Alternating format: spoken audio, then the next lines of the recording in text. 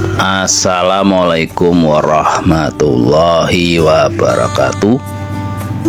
Konco tani dan konco-konco pecinta tandur tinandur, kembali lagi di channel Konco Tani Garden.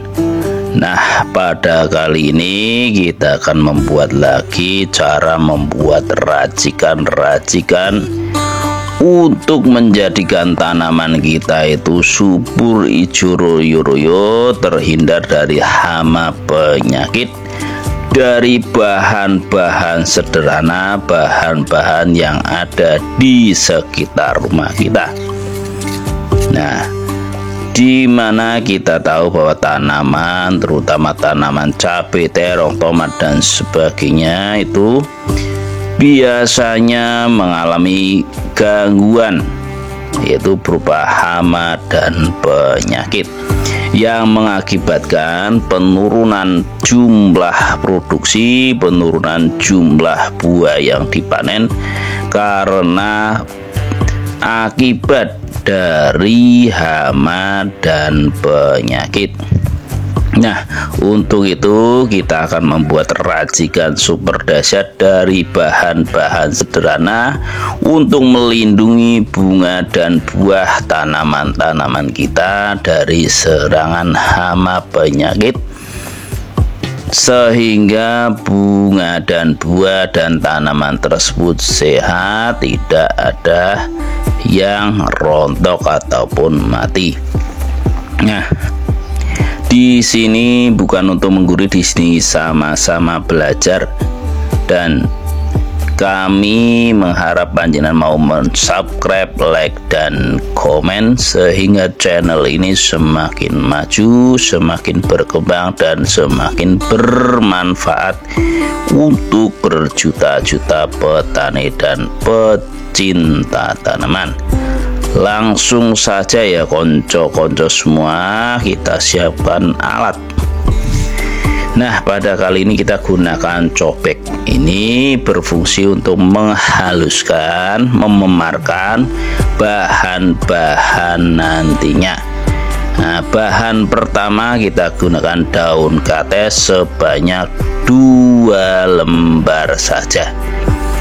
Kita nanti lakukan proses penghalusan dengan cobek, yang mana kandungan daun kates itu sangat kompleks, sangat banyak di dalamnya, dan juga secara kasat mata, secara lahiriah daun ini cukup fantastis pahitnya. Jika kita memakannya, itu ada enzim-enzim atau kandungan-kandungan yang mengakibatkan hama dan penyakit akan terbirit-birit, bahkan akan mati karena kandungan racun di dalam getah daun kates tersebut.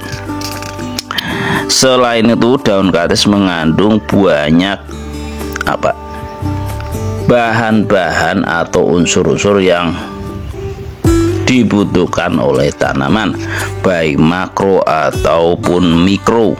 Nah, diantaranya mengandung protein, zat besi, fosfor, kalsium, kalium, vitamin A, vitamin B1, vitamin C, serat, dan vitamin D. Nah, selain bagus untuk pestisida, ini juga bisa menyuburkan. Ketika disemprotkan pun tanaman akan tumbuh semakin subur, baik untuk tanaman tapi tidak baik untuk hama penyakit. Nah, selanjutnya bahan kedua kita gunakan yaitu lidah buaya. Ini juga kandungannya cukup bagus, cukup baik untuk tanaman-tanaman kita. Ini juga mudah didapat. Nah, kita potong-potong lalu kita haluskan. Nah, ini selain berfungsi untuk perekat, dari nanti itu sari-sari daun kates. Ini sebagai pengganti perekat biasanya menggunakan sabun cair pencuci piring, kita ganti dengan lidah buaya.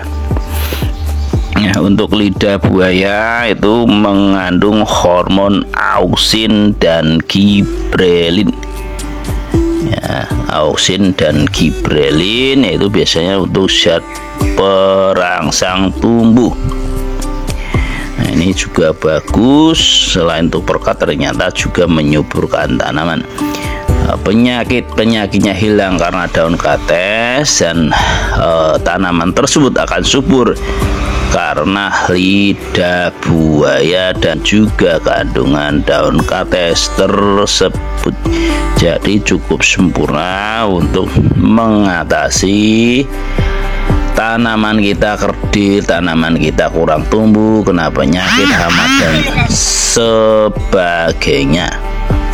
Nah, oke, setelah halus kita masukkan ke dalam ember, lalu kita kasih air 1 liter. Jadi tadi itu bahannya 2 lembar daun kates ditambah 1 batang lidah buaya, yang ketiga air bersih sebanyak 1 liter. Ini cukup efektif untuk membasmi hama penyakit tanaman dan juga sekaligus menyuburkan tanaman kita, terutama tanaman cabai, tomat, terong dan sebagainya. Nah, selanjutnya kita gunakan bubuk bawang putih. Ini kita beli seharga Rp1.000 dengan berat kurang lebih 4 gram. Jadi bubuk ini tuh. Ini dari ekstrak bawang putih. Nah, jika tidak ada, panjenengan tidak menemukan yang ekstrak, bisa menggunakan yang segar, yaitu sebanyak 2 siung, lalu dihaluskan. Dimana kandungan bawang putih itu mengandung alkaloid, alisin, flavonoid, saponin, tanin, dan sulfur. Senyawa-senyawa tersebut dapat berfungsi sebagai insektisida alami atau nabati. Nah, cukup bagus ya. Tadi ada kombinasi penghilang hama penyakit dicampur dengan zat PT atau zat penumbuh atau zat perangsang tumbuh. Nah, selanjutnya setelah diaduk-aduk, dicampur bahan-bahan tersebut, lalu dimasukkan wadah yang bisa ditutup, bisa menggunakan botol atau ember yang ada tuh tutupnya. Nah, ini cukup mudah, praktis, dan murah meriah. Nah, kita belinya cuman bawang putih. Jadi bawang putih itu cuman Rp1.000.